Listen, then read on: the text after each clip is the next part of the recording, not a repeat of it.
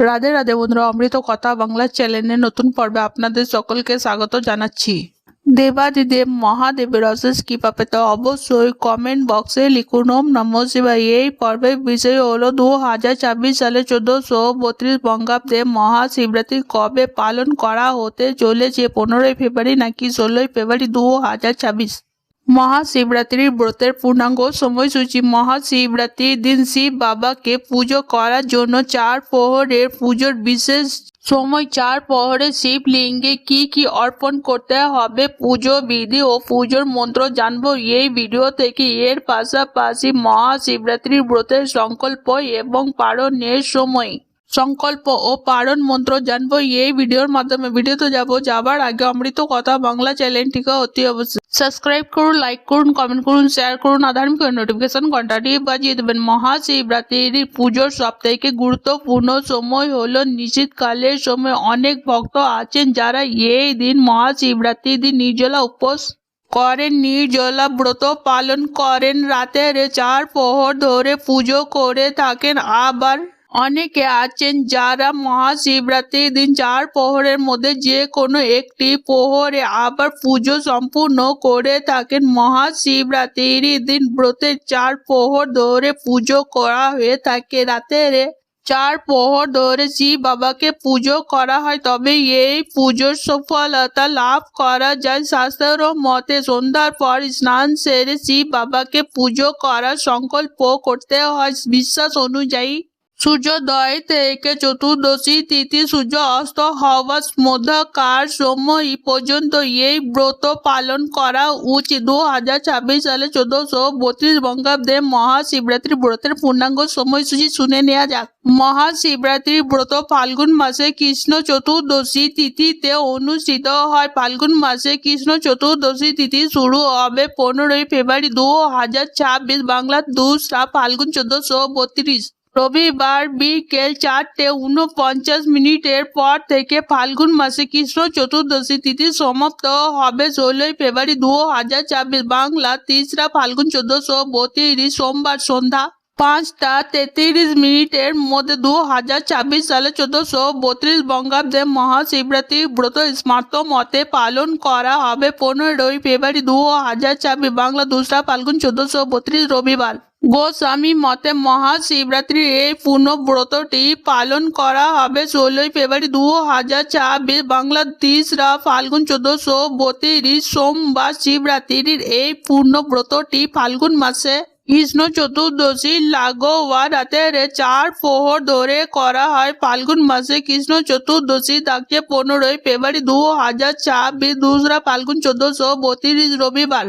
2026 সালে মহাশিবরাত্রির দিন রাতের 4 প্রহরে পুজো করার বিশেষ সময়। রাতের 4 প্রহর ধরে শিব বাবাকে কিভাবে পুজো করবেন ও সংকল্পের সময় জেনে নেওয়া যাক। 2026 সালে শিবরাত্রির ব্রতের সংকল্প হবে 15 ফেব্রুয়ারি 2026 রবিবার সন্ধ্যা 4:49 পর থেকে। সংকল্প মন্ত্র যথা: শিবরাত্রি ব্রতং নাম সর্ব পাপ প্রণাশন আচণ্ডল মনুষ্য নাম ভক্তি মুক্তি প্রদায়কম। মহাশিবরাত্রির দিন রাতের 4 প্রহরে প্রথম প্রহর 15 ফেব্রুয়ারি 2026 রবিবার সন্ধ্যা 6:25 পর থেকে। রাতের 9:28 মধ্যে প্রথম প্রহরে শিবলিঙ্গে দুধ অর্পণ করতে হয়। শিবলিঙ্গে দুধ দিয়ে অভিষেক করতে হয়। দুধ দিয়ে অভিষেক করবেন, এই মন্ত্রটি বলবেন ওম শ্রীং ঈশানায় নমঃ। অর্পণ করে দেবার পর বেল পাতা ও গঙ্গা জল দিতে ভুলবেন না। বেল পাতা ও গঙ্গা জল ছাড়া পুজো সম্পূর্ণ হয় না। প্রত্যেক প্রহরে শিব বাবাকে পুজো করতে হবে এবং প্রত্যেক প্রহরে শিব বাবাকে বেল পাতা ও গঙ্গা জল দিতে হবে। 2026 সালে 1432 বঙ্গাব্দে শিবরাত্রির দ্বিতীয় প্রহর হবে রাতের 8:28 পর থেকে। রাতের 12:21 মধ্যে দ্বিতীয় প্রহরে শিব বাবাকে দই দিয়ে অভিষেক করতে হবে। এই মন্ত্রটি বলে ওম শ্রীং অর্ঘ্যনায় নমঃ ভক্তরা যদি মহাশিবরাত্রির দিন দ্বিতীয় প্রহরে শিব বাবাকে দই দিয়ে অভিষেক করা হয় তাহলে সন্তান সুখ লাভ করতে পারবেন এবং দাম্পত্য জীবনে মধুরতা আসবে। তৃতীয় প্রহরে রাতের 12:31 পর থেকে রাতের 3:34 মধ্যে তৃতীয় প্রহরে শিব বাবাকে ঘি দিয়ে অভিষেক করতে হয়। শিবলিঙ্গে ঘি অর্পণ করতে হবে ওম শ্রীং বাম দেবতায় নমঃ।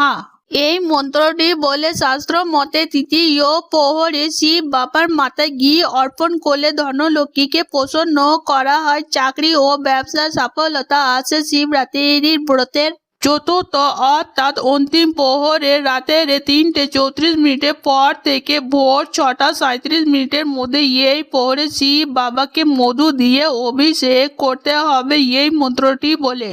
ওম হিড়িং সদ্য জাতায় নমঃ।